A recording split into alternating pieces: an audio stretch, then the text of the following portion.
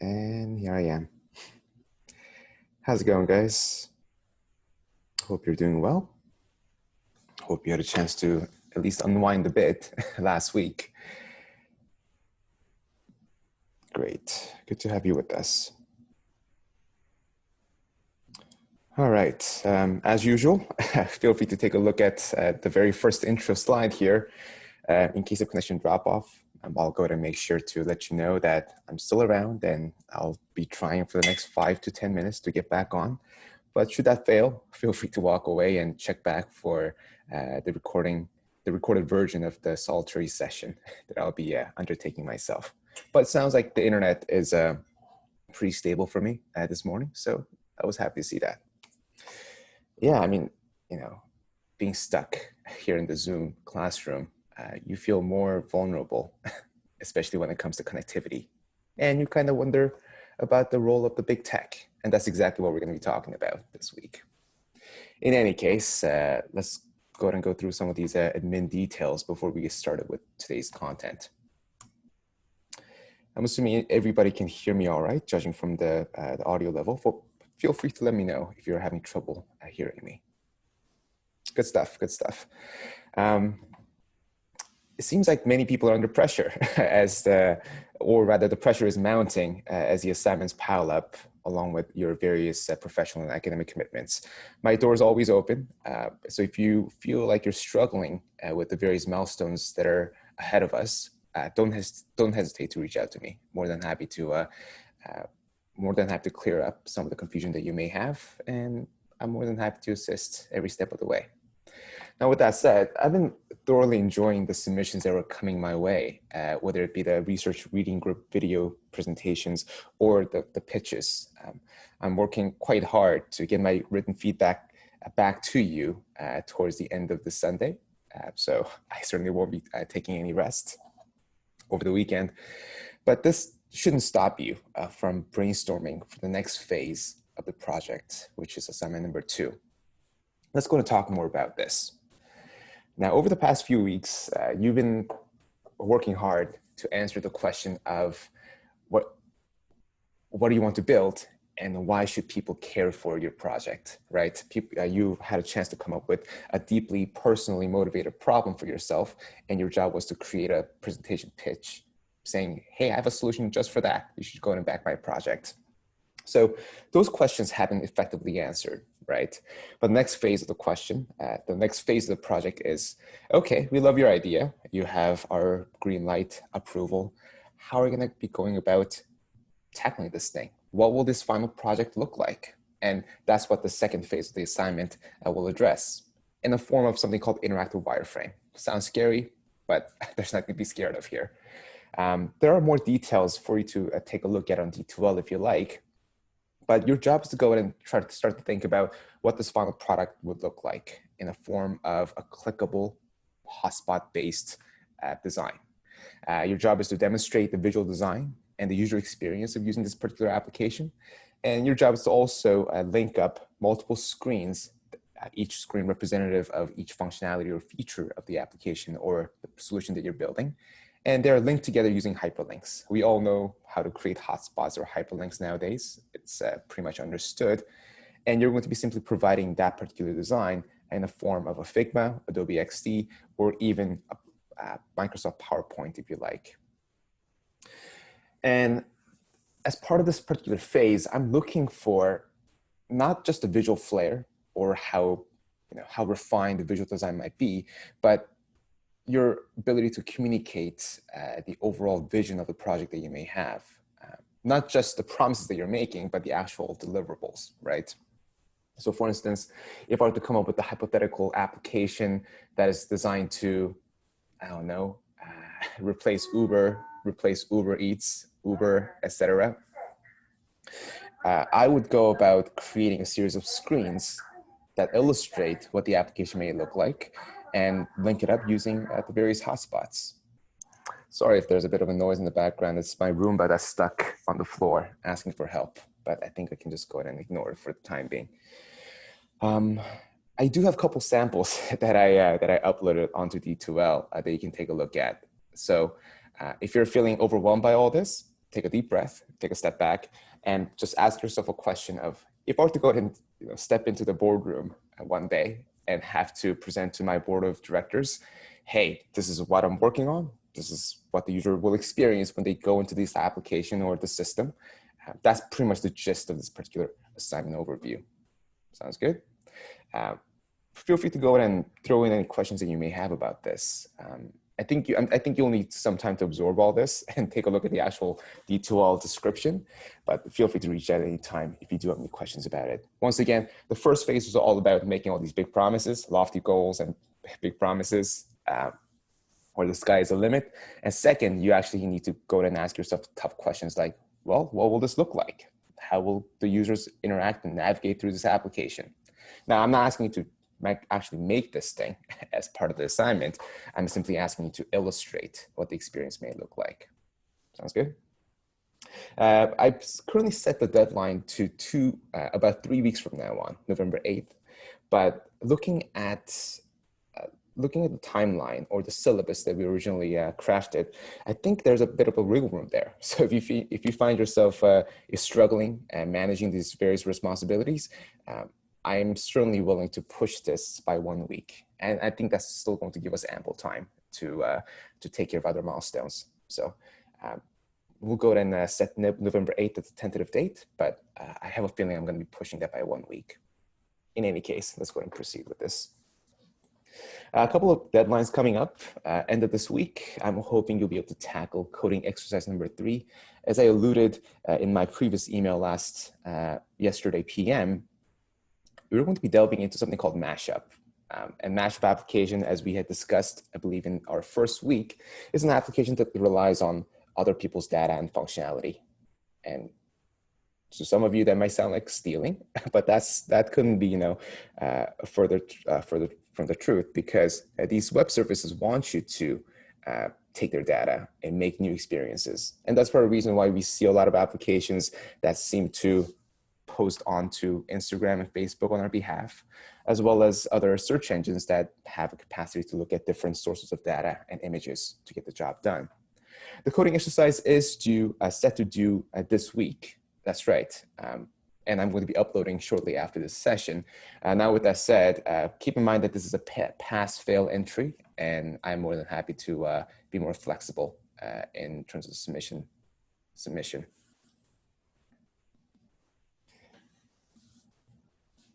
Yeah, no need for stress. And yes, week number 8, as I mentioned, the interactive wireframe will be due by then. But like I said, I have a feeling I'm going to be shifting things around just to make everyone's life easier. Cool. Just trying to take care of all these different milestones before we proceed. Great. Any other questions that we can address as a group before we can push through these slides? I hope everybody's doing fine. It seems like I've been getting a whole lot of invites to engage in one-on-one conversations, even after the initial panic of these this wave of assignments. So I've been enjoying all these one-on-one chats. So any kind of fireside chats that you might be interested in, feel free to send me an invite. More than happy to join in. Anyway, I think that was enough preamble. Let's go ahead and jump into today's session. Like I said, I've been very impressed with all the videos that were coming in terms of their production quality, the insights that you bring to the table, and of course the sheer fascination that I feel when I take a look at the topic that you're covering. And these are the randomly sorted videos that I was able to curate for this week. And I strongly recommend that you check these videos out when you get the chance. If you're a big fan of podcasts, great. Go ahead and skip over a couple of your regular podcast episodes in favor of these ones, because I think they are truly interesting. Here we have topics including personification of AI, which is my own research topic as a researcher, by the way. Open banking. We always like to hate on these traditional banks, and people are suggesting the various alternatives. Fuel cells, which are apparently the alternative sources of energy other than, let's say, nuclear power, electric vehicles, etc. And finally, something that you might find equally interesting, deepfake video technology, essentially an ability to produce video recordings of, or being able to invent video recordings designed to dupe others who might be watching the video. And these videos are available on D2L. I was able to verify access myself. And I mean, this is the work that was created by your peers. And I think you'll find them quite interesting in terms of how they deliver their content and how they're able to go about their research processes. So their names are available publicly on D2L. So if you enjoy the videos that you watched, feel free to go ahead and send them a private kudos via email or Slack. I'm sure they'll appreciate it. I know they'll certainly get some kudos from me personally later on. Anyway, I'm going to be sharing these videos on a weekly basis. We do have 24 people in this classroom, and I thought sharing 4 videos at a time until towards the end of the semester I thought was fitting. So go ahead and check them out when you get the chance. That's great. Great. So today's topic is all about regulation and policymaking. And it seems like we always have this cat and mouse game between the regulators, AKA legislators, and people who are out there disrupting the status quo, like big tech companies. So I'm going to talk about where this cat and mouse game originated, going back to, let's say, late 1800s, and see where things are. You'll be surprised to note that not much has really changed. Secondarily, we'll also talk about what it means to be an effective parent. I'm not a parent myself, not just yet at least. We'll talk about how these various advocacy groups, mostly consisting of concerned parents, of course, have come about and started to implement a series of content ratings in various aspects of popular culture. Yes, I'm a cat parent, sleeping right there. And finally, we'll talk about what it means to be censored on internet. It's a problem that we really don't have to experience here living in Canada / US, but it's a real problem. It's a real tangible problem that people are experiencing, and we'll also talk about what people are doing to circumvent those restrictions. I'm sure you're very familiar with these faces at this point. They have been subject of media coverage for the past couple months. Ever since the COVID outbreak happened, these tech executives were subject to various Zoom calls themselves, except, instead of talking to their teammates, they would be talking to the US congressmen and congresswomen. And I think this only shows how big tech has become. It quickly surpassed big oil, consisting of Stan Esso, ExxonMobil, BP, etc., as well as big media, consisting of the 21st Century Fox, Fox News, CNN, etc. And I think that only goes to show how technology has become ubiquitous in our daily lives, because of course the government cares about the people that it serves. And of course, it's their duty to have some kind of oversight over these big tech companies. But I think we need to go ahead and take a step back and see where it started. Our modern civilization isn't a stranger to disruptive technology, right? And when people talk about the modern examples of regulating disruptive technology, people often point to the UK's Red Flag Act. Take a look at the illustration there. Here we have 2 passengers, one driver and a passenger, sitting in this steam engine powered automobile. And in front of that person is a person holding a red flag. And now you might think these 2 parties don't know each other, but in fact, they're actually traveling as a trio. It sounds crazy, but hear me out. When steam engines came out, people loved this technology back in 1820s, and people started to build automobiles using steam-powered engines. But keep in mind that horses and carriages still happen to be the primary mode of transportation at the time. Now, and through various attempts at lobbying and convincing at the parliament, the government came up with this decree, Red Flag Act, that required these automobiles to drive at 6.4 kilometers per hour, making sure that these steam engines don't produce any steam. And you have to have somebody walking in front of this automobile, making sure that nobody's getting hurt. And that's the reason why they're calling it the Red Flag Act, because we actually had a person walking in front of the automobile, waving the red flags, shooing away the horses, and making sure that people don't get hurt.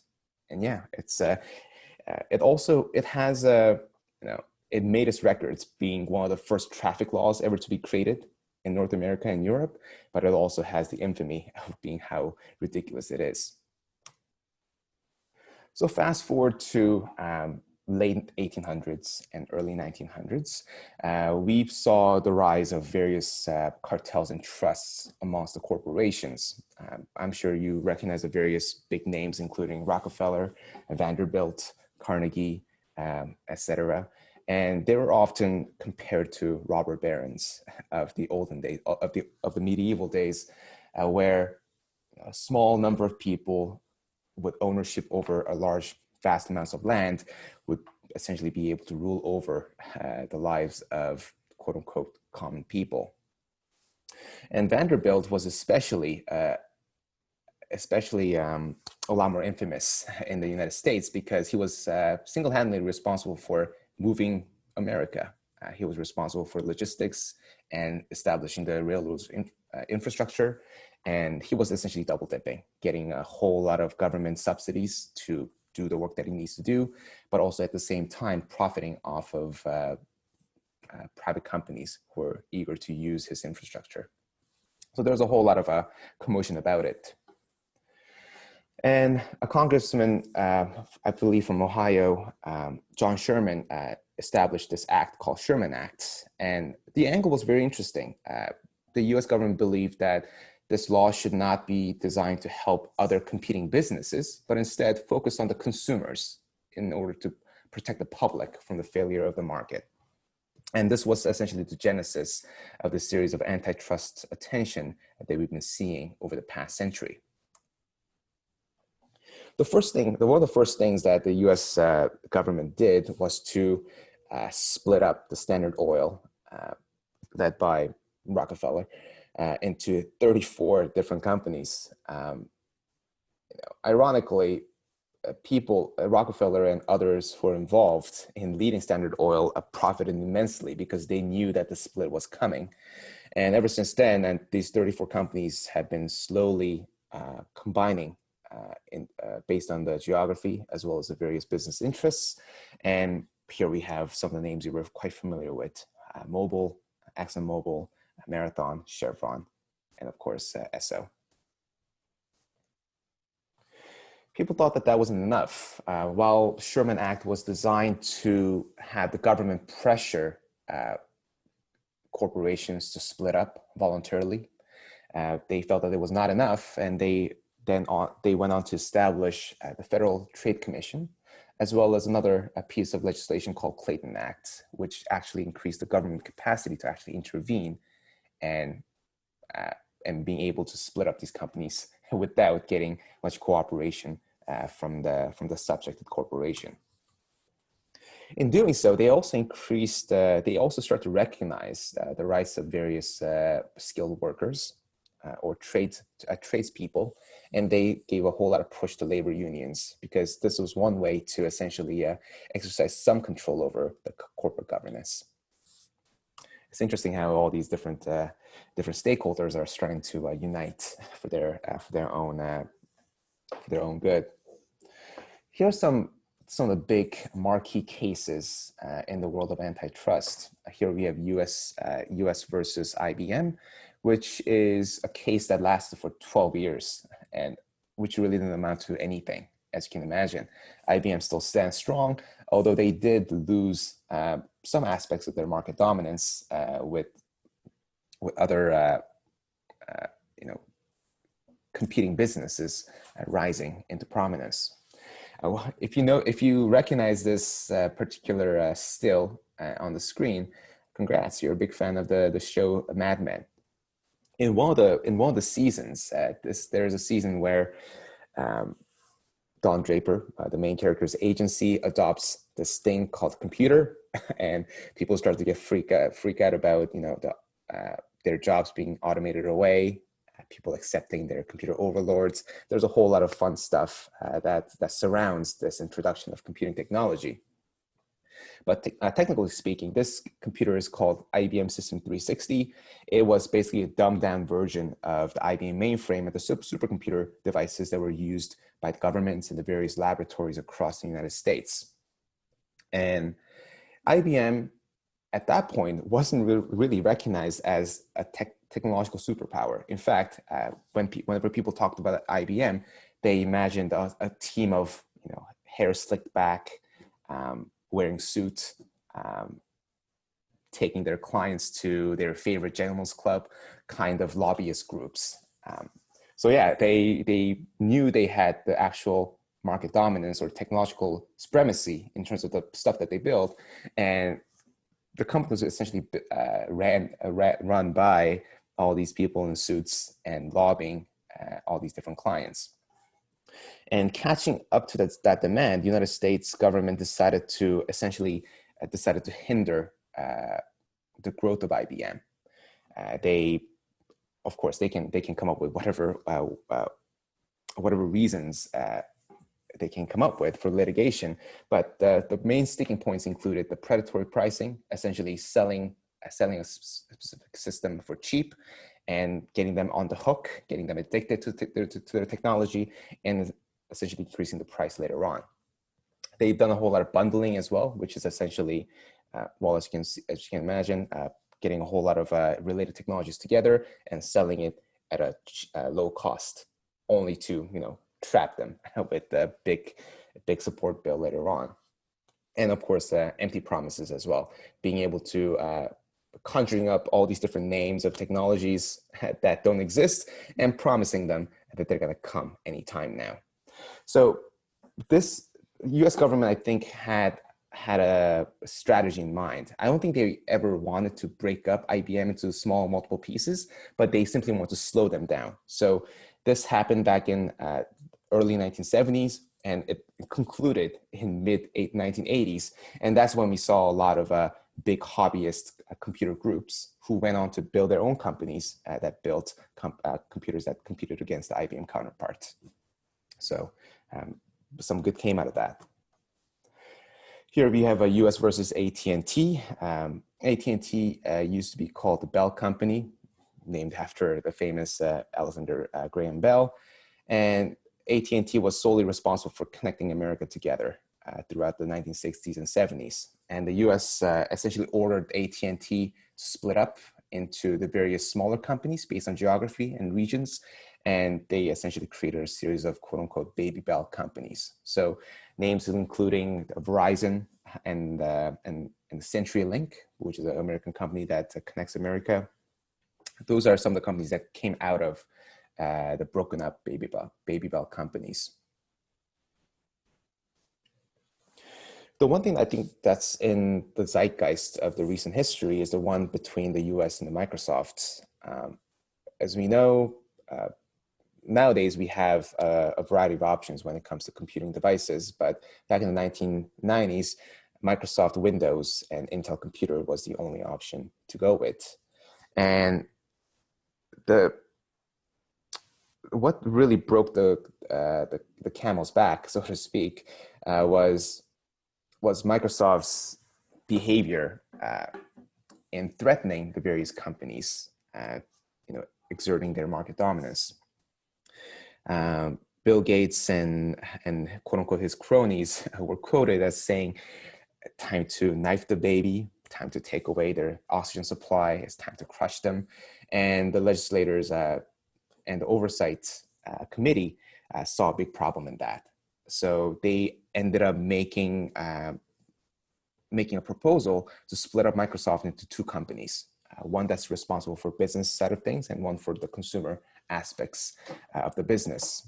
Thankfully, they were able to settle out of court, and Microsoft was able to keep their business as one, but this was enough to slow them down in the world of internet side of things. In fact, Microsoft, as you may know, Microsoft has bundled Internet Explorer for years in their Windows products, and the US government really didn't like that. And Microsoft was Microsoft was so panicked and traumatized by this particular litigation, it actually got them away from serving the consumer internet market for a long, long time. So before we make fun of Microsoft for having a crappy consumer phone, you got to realize that it was because Microsoft was actually stopped by the US government from pursuing the internet side of things. So that was the 1999. And a lot has happened over the past 20 years. We saw the rise of Amazon, and of course, the rise of Apple in the consumer market. And we've seen the newest kid on the block, Google. And they're quite huge.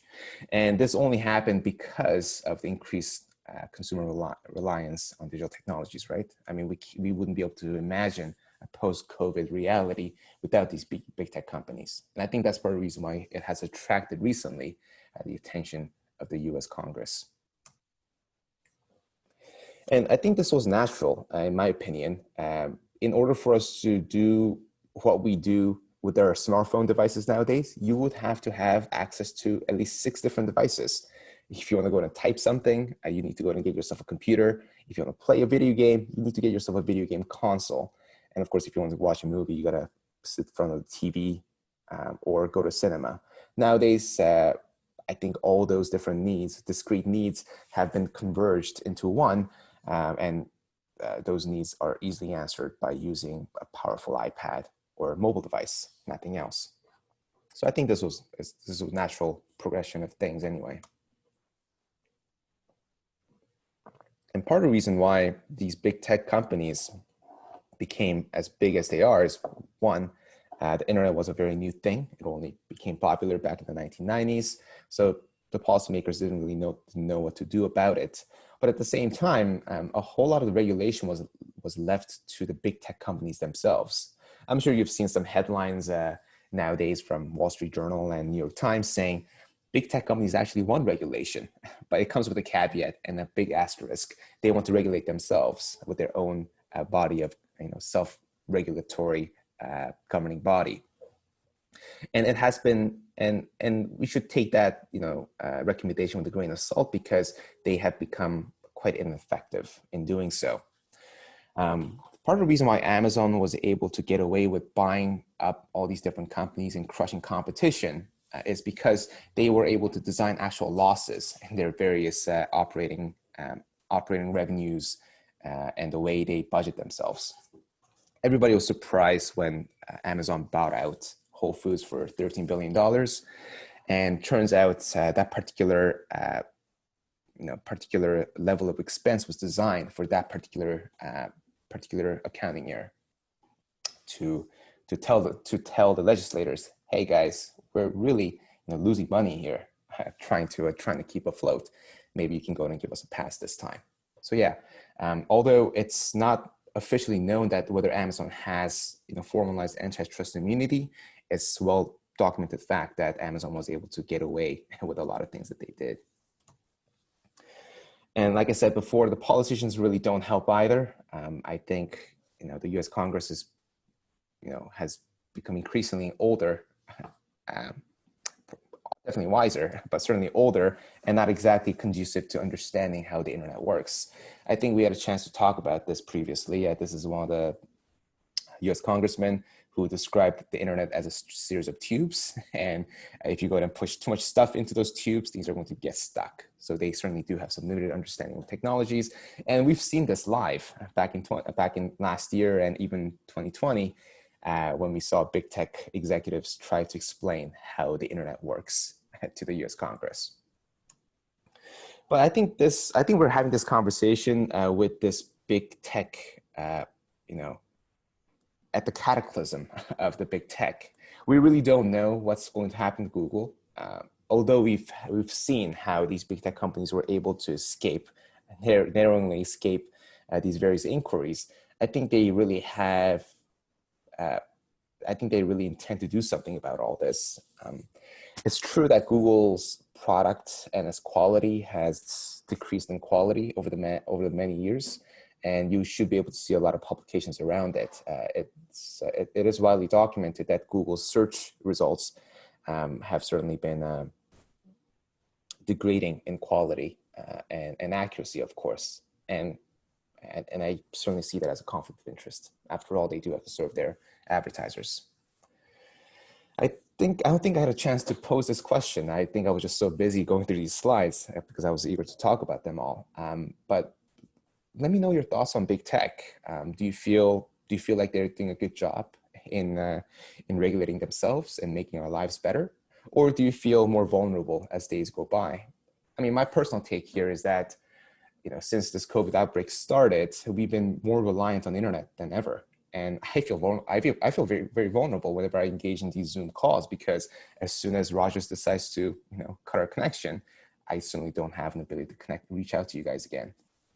So yeah, I think the government oversight is a healthy thing, especially nowadays. But I'll go ahead and leave it to you if you're going to talk about it in the chat.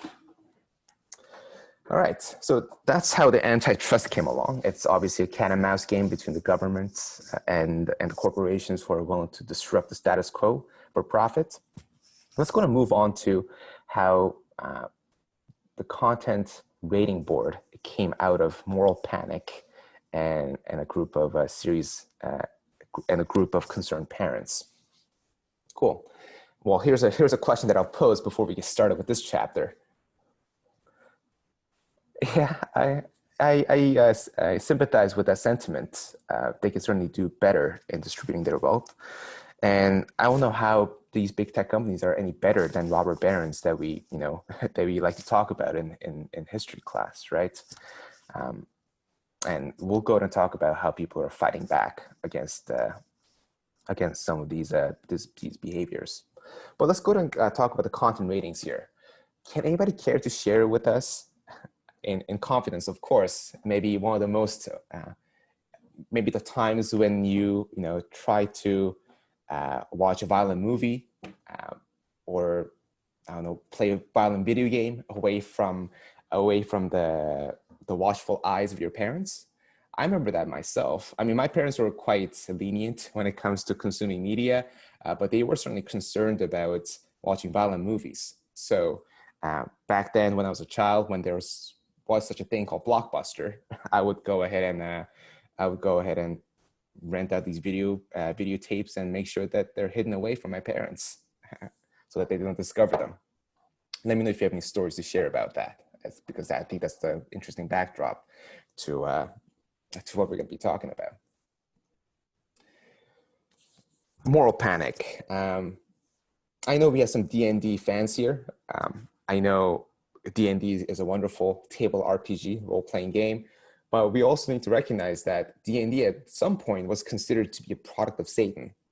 Does anybody know anything about that? In the 1970s, there was a series of homicide cases, and the media, caught onto the fact that these killers, these suspects, engaged in a game of Dungeons and Dragons. And all of a sudden, the media was all over it. D&D is a satanic, or rather playing D&D games in the parents' basement is a satanic ritual. We should go ahead and do everything to stop them. Of course, that has fizzled very quickly, but it's interesting to see how media is able to go ahead and capture these opportunities to get more impression and get people panicked and worked up about things. Satanic panic, exactly. Episode of CSI without my parents knowing, and I couldn't sleep that night and couldn't stop crying. Yeah, happened to me all the time. Should have listened to my parents too.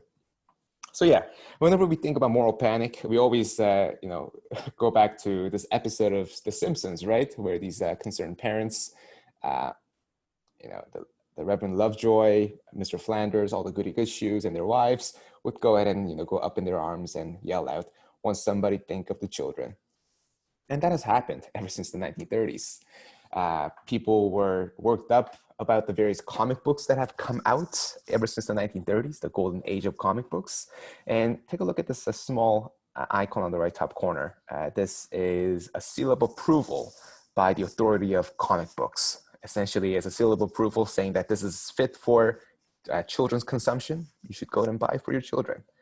So this was essentially the precursor to the rating system that we know and love, or perhaps loathe nowadays. That is carried over to the films as well, and the motion picture ratings of 1960s. The R rating, PG-13, all the ones that we are aware of, that has come about in the 1960s as well. But let's go ahead and fast forward to the 1990s.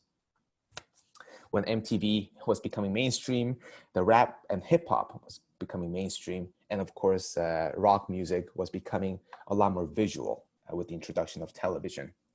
Filthy 15. I'm not sure if anybody is aware of this term. Filthy 15 essentially is a short list of terrible rock music that people shouldn't ever listen to. And this was obviously compiled by the various advocacy groups who are looking to regulate the popular culture. And I mean, looking at this image, it feels ridiculous in retrospect, but people really were concerned about the impact of popular media on the minds of the children, right?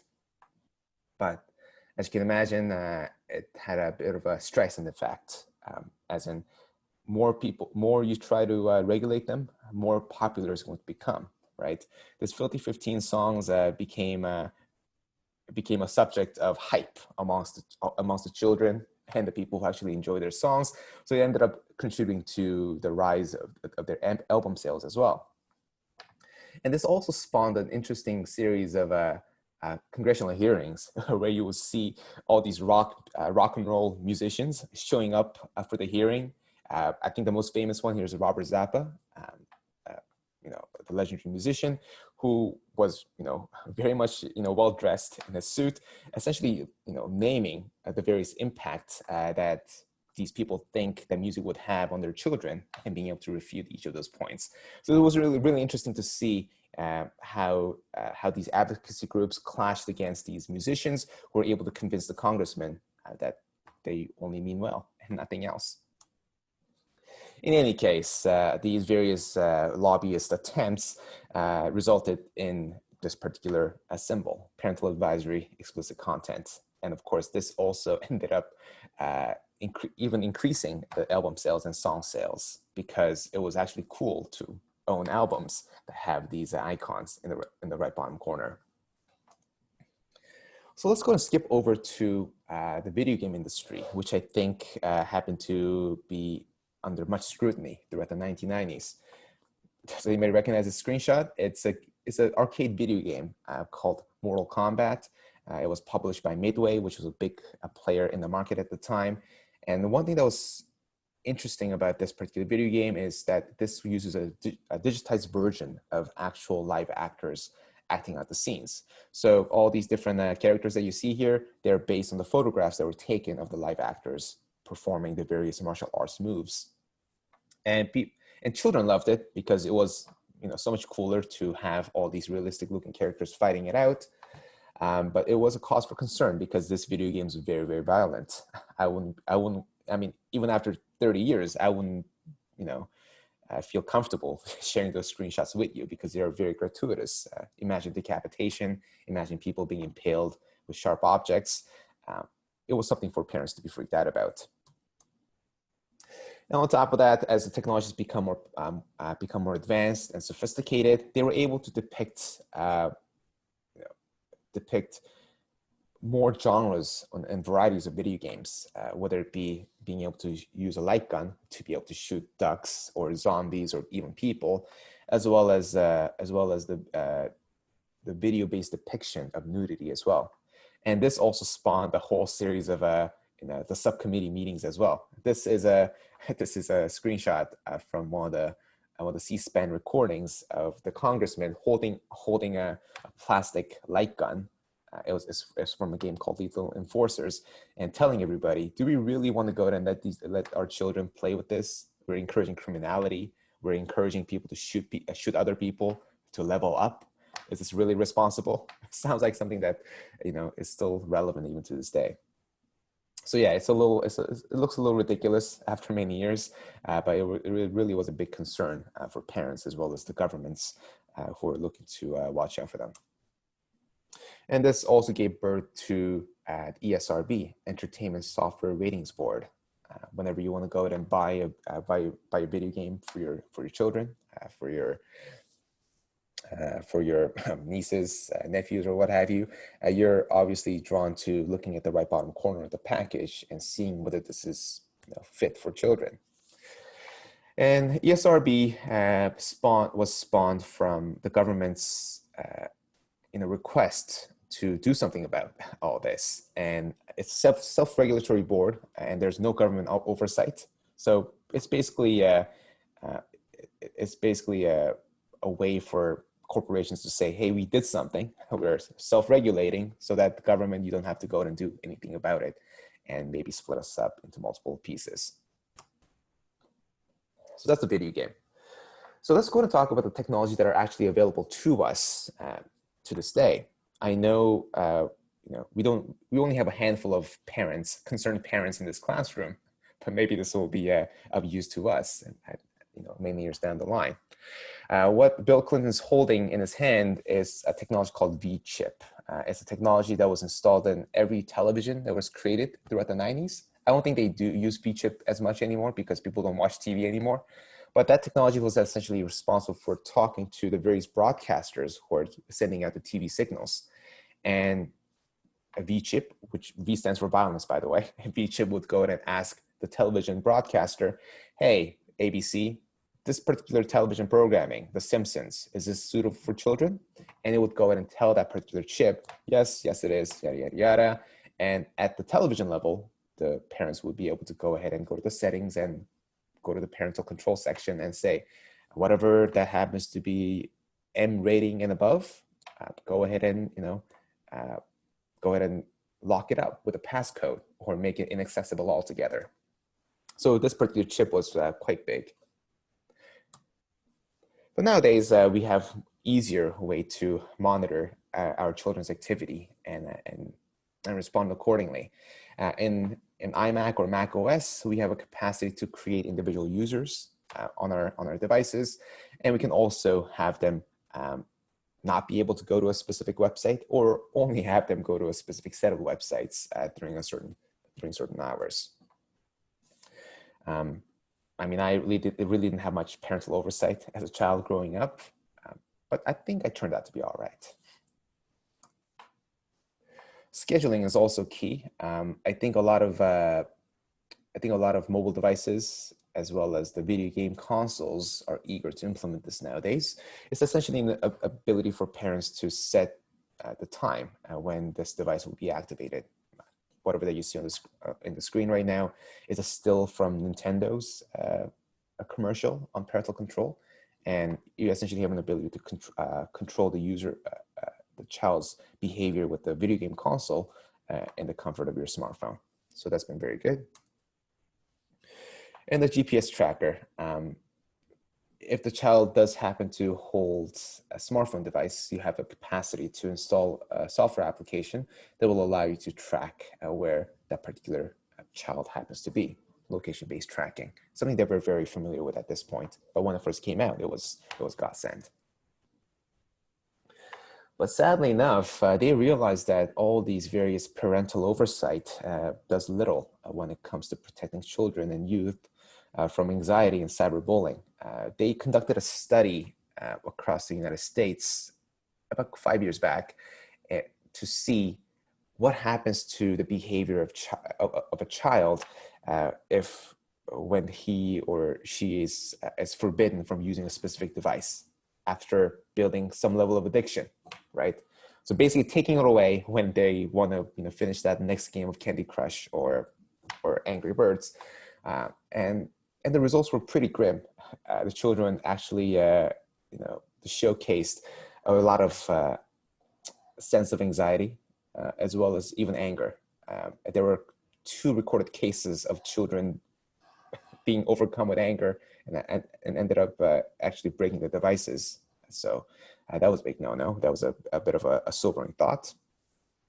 And cyberbullying still happens to be a big talking point amongst the parents, I'm sure. And all the technology that we talked about in the past, they really don't do anything to help the children being protected from the various cyberbullying that may occur via Facebook, Instagram, etc.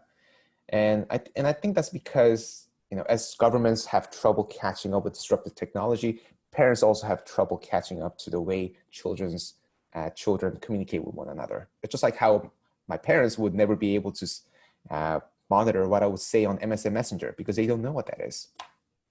So it really is a cat and mouse game. And from what I read in the various publications, it seems like, conversation, frank conversation about what is going on in their lives happens to be the best remedy. And of course, that's easier said than done. And I can only say this because I haven't been a parent myself. I can only, sympathize with the difficulty there. All right. Some people might think that that is a form of censorship. And you're absolutely right. At the household level, you're essentially censoring what your child can see or play. But let's go ahead and tackle something more nefarious, and that is the nation level of internet censorship and what people are doing to circumvent those various attempts. I know we talked about this very briefly, but I want to hear from you if you have any experience in using proxies or VPNs, or if anybody has experience in trying to figure out what deep web was all about. I know that some of you had some experience living abroad in Eastern Europe, Southeast Asia, and of course China, and you were able to easily circumvent those various blocks using software technology. Yeah, absolutely. But let me go ahead and try to challenge that for a bit. Have you had any incident where that VPN was ineffective altogether? We can talk about the dark web as well, for sure. They used to use VPNs. Yeah, Netflix shows. Although Netflix seems to be really good with blocking the various VPNs that are out there.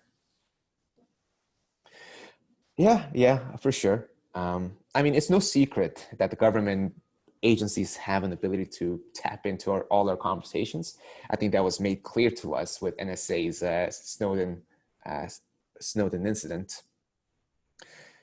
Just looking through the chat here, definitely not always reliable. Would have to try a few out before one worked. That sounds like an incredibly terrible proposition to me.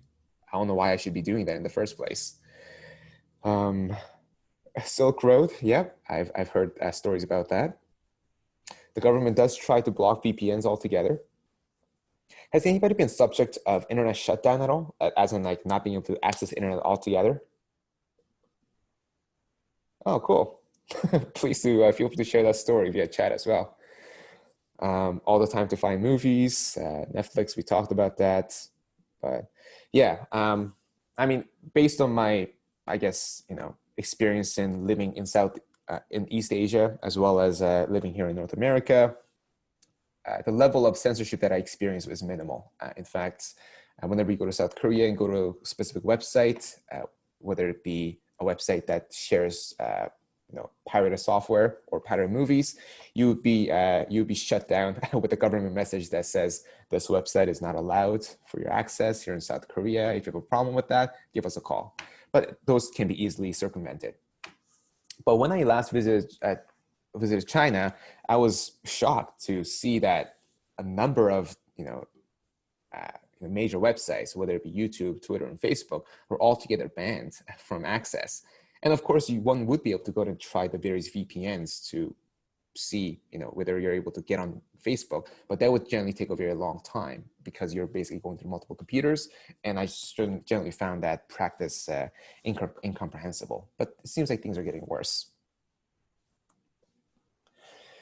Here we have an Electronic Frontier Foundation. This is an advocacy group that does not set out to censor anybody, but instead tries to deregulate everything as much as possible. In 1993, the founder of the EFF is quoted as saying, "We believe in the technology. We believe the network will always interpret censorship as damage and route around it." So you can only imagine these people are very much for, the VPNs and the proxies and etc. Just looking at the chat here once again. At my last job, we were organizing an event with the president in an inauguration event, blocked all cell network, internet 30 minutes before the event started and during the entire event to avoid photos, videos, and information that may be negative about the president from going out into the world. Yeah, that's pretty nefarious. That sounds pretty scary, but once again, it's a reality for those of us living outside the first world. Anyway, I think we can take solace in the fact that we're living here in Canada, where we are relatively free from internet censorship. And we're happy to have these advocacy groups essentially protecting our rights as citizens as well as the consumers.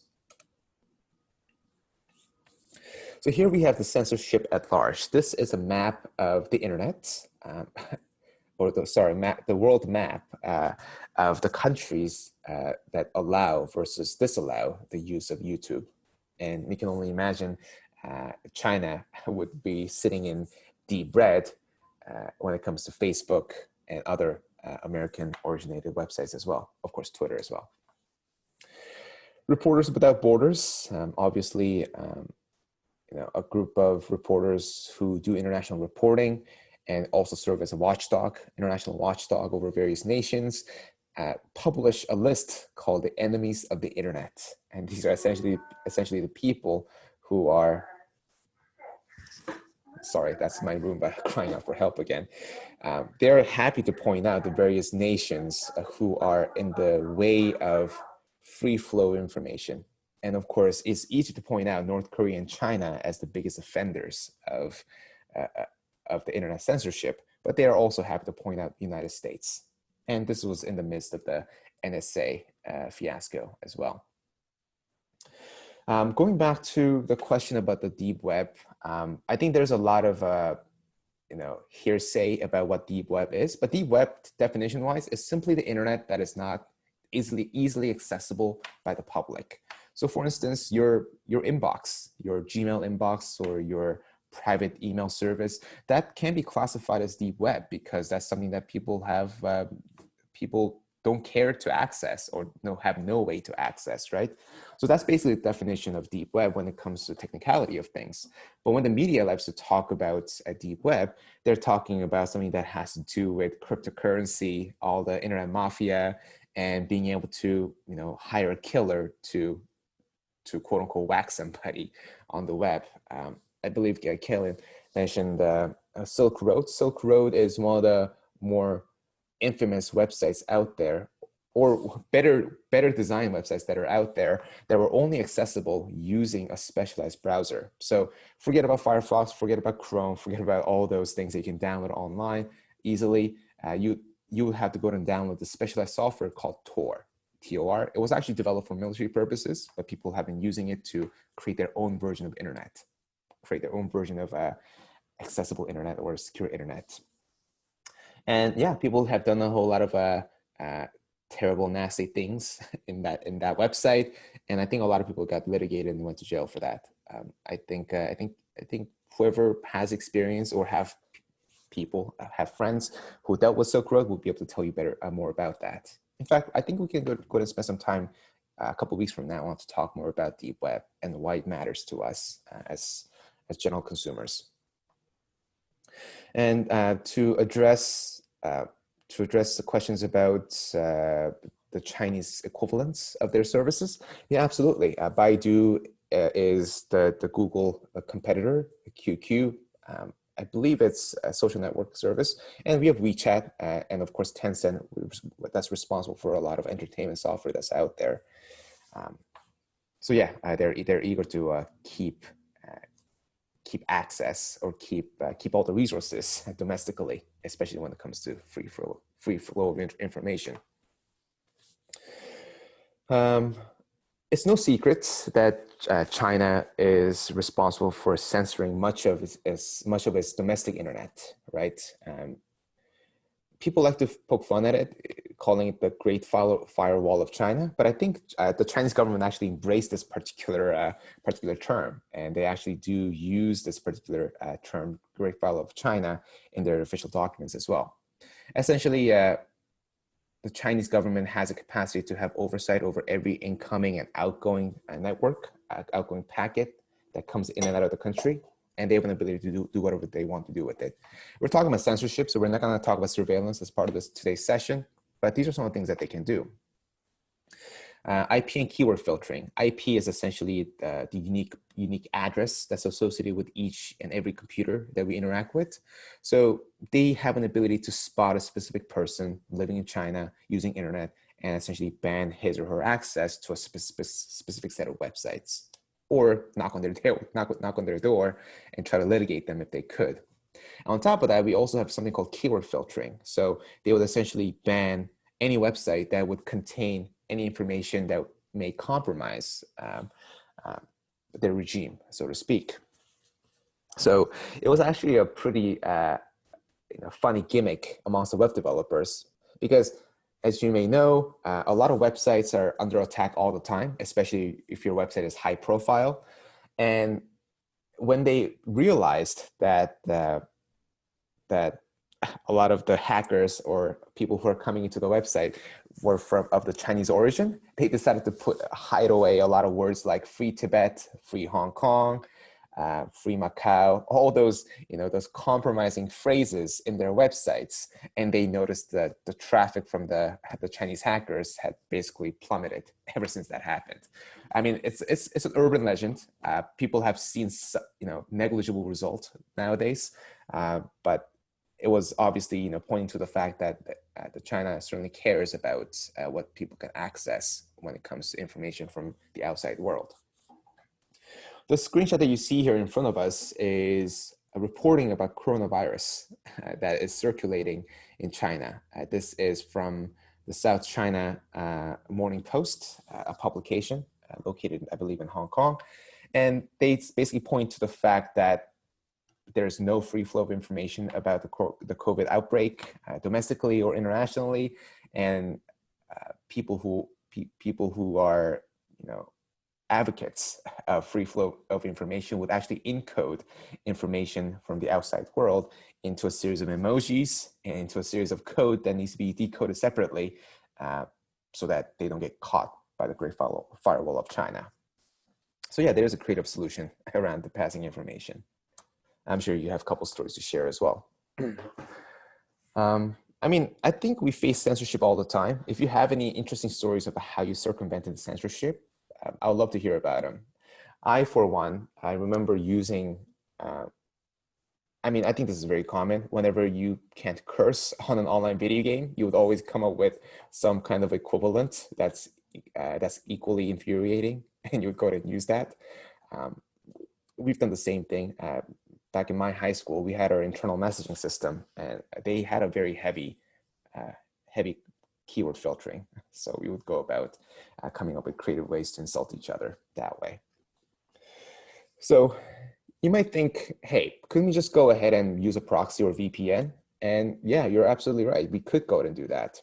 But my bottom line question is, why should you? This is the internet, for God's sakes. But for those who are not aware what proxy or VPN might be, here's a quick breakdown of what the technology is all about.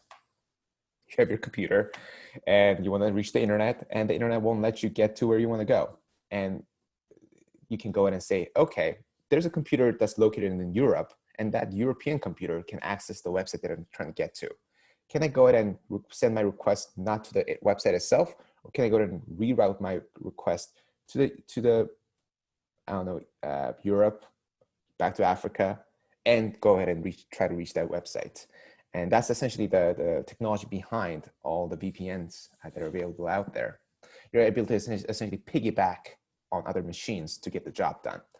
And this was a pretty specialized technology back in the 1990s. Only quote unquote hackers and people who are tech savvy would be able to use it. And it was a great tool for people who are all about free press, because whenever people use proxies to access the web, it's really hard to catch those folks. But, for whatever reason you want to catch that person, because you're actually covering your track as you're going from one machine to another. And that's part of the reason why people who access the web are all about, cybersecurity, because they want to go in and hide their tracks as much as possible. So yeah, proxy, essentially an ability for you to piggyback on somebody else's computer to get the job done. And proxies were basically a very much hobbyist effort, right? You would go ahead and, back in the 1990s, you would go and call up your friend in Europe and say, hey, I want to access this internet, but I don't want people to know that I came from my computer. can I go ahead and log onto your computer and use your computer to access this website? So it was a very much a geographically um, established group of hobbyists and nerds, but this has been turned into a business, as you can imagine. Virtual private network. If I had $1 for every time somebody said NordVPN while watching YouTube, I think I have plenty of money in my pocket. So as you can see in this comic strip, people are eager to talk about the VPN technology and how awesome it is when it comes to circumventing Netflix and the various censorship attempts. So this is essentially a commercial application of Routed Network. You essentially pay a subscription fee, $10 or $12 per month, and you have an ability to click on a region to say, hey, I want to pretend like I'm coming from Japan. I want to pretend like I'm coming from Russia, Nigeria, or what have you. So the quality of the VPN obviously depends on the speed, as well as a variety of options they can choose from when it comes to regional sources. I mean, I know that you had a good time living abroad, but all these stories of censorship are making me quiver. I'm just reading off the chat here. I sometimes ask friends in Canada to send me content from banned news websites in Central Asia, as IP addresses were not blocked there. Sounds like you face real problems being censored. Yeah, I love the scenery, but not exactly the government, right? So yeah, a lot of Chinese web users at the time were eager to, declare victory and say, hey, we won against this guy, Great Firewall of China. We can access Twitter, we can use Facebook however we want, as long as we use VPN, right? But their hopes were quickly dashed when the government's technology to monitor has essentially caught up. So in the Chinese market of VPN, there's a constant cat and mouse all the time. And I know this from experience because I see these companies that pop up, go away, and come back up, et cetera, et cetera. So it happens all the time. Now, with that said, Russia and China also officially announced that they have a full capability of cutting internet away from the rest of the world altogether. So imagine being able to simply put a fence around the nation so that you can't access anything that sits outside the interests of a certain government. And that's the reality that we're living in. And as much as we like to hate on the United States and Canada for their various attempts to help corporations to make more money off of the internet, I think we can take solace in the fact that we are not at this particular point of censorship. And I hope we never get there. Internet shutdown is very common, especially in Africa. And I think that's because I don't want this conversation to become politicized because but it is ultimately political. So a lot of these African nations rely on a specific company to get the infrastructure up and running. So as you might have seen, there's been a lot of collaboration between African nations and China has been eager to provide their insights and their know-hows and their technologies to set up essentially internet of an entire nation. And dictatorial states love it because there's only one person to talk to when it comes to that kind of stuff, right? You can go and say, hey, Huawei, I want to go ahead and lock down the internet between this day and that day. Can you help me out? And they have the technical ability to do so. So as you can see in this particular screenshot, we've seen a series of shutdowns that come in and out, especially during the election season. And as much as buzz that we hear about the American election that's happening nowadays, I think that certainly is healthier than what we're seeing in these various African nations. So yeah, this thing is actually real. Dictatorial states actually have control over the actual entire internet infrastructure. And thankfully, because of the one company policy that these states often exercise. I don't mean to be down about it. I think we're in a great place to keep pushing for internet freedom. But these are some of the takeaways that I want all of us to walk away with. Regulation has served us well so far in ensuring protecting our rights as consumers as well as citizens. So I say I think the U.S. Congress is doing a pretty good job in essentially putting a stop to the various big tech or antitrust behavior that's been exercised by big tech nowadays. Content filtering always has been constant. People freaked out about the D&D, people freaked out about the films and the comic books that have come about, and that simply has crossed over to the video games, as well as the movies, as well as the content that we can access online. So I think we're going to keep having this battle, even when we invent something else. And yeah, internet censorship, it's a reality when it comes to places outside Europe and North America. And I think we need to stay vigilant about it all. Sounds good. Well, thanks for putting up with me for the past hour. But we have a lot of work ahead of us, right? I know that many of you are still struggling with exporting your research presentation videos. If you're having trouble with it, feel free to reach out. I'm more than happy to help out those who are having trouble with it. So we'll take care of that offline. Feel free to start brainstorming for the assignment number 2. At this point, you probably had a chance to read the detailed assignment description. Essentially, an ability for you to create an interactive experience illustrating what your final product may look like. Nothing fancy. So go ahead and think more about it, brainstorm. Feel free to reach out if you have any questions while standing by for my written feedback towards the Sunday. Coding exercise 3 is coming up. I'll go ahead and set it up so that you can take a look at it. If you feel like your week is overburdened, over-encumbered with all these different responsibilities, you can feel free to go ahead and skip over the coding exercise for this week. I think I'm willing to be a little more flexible with the deliverable dates. So go ahead and keep that. Simply mark your calendar. You can go ahead and talk more about it later on. Check out the research reading group videos. I think you're certainly going to learn a whole lot from it. In fact, I feel smarter already having gone through this series of videos. And finally, a couple of course readings. I posted a couple of course readings surrounding what the next step should be when it comes to regulating big tech. So for those of you who want to work in compliance and regulation, I think this could be an interesting read for those who are interested. Anyway, more information on D2L. That's all I had to share for this week. Next week, we're going to go and switch over to the contemporary topics chapter. We'll go and talk about what it means to create an effective website copywriting. We'll go and talk more about it. Anyway, this is Chris Kim. Thanks for spending the past hour with me. If you have any questions, as usual, feel free to talk to me via Slack or email, and I'll catch you guys next week. Thanks a lot, guys. Watch out for feedback from me over the weekend. Thank you.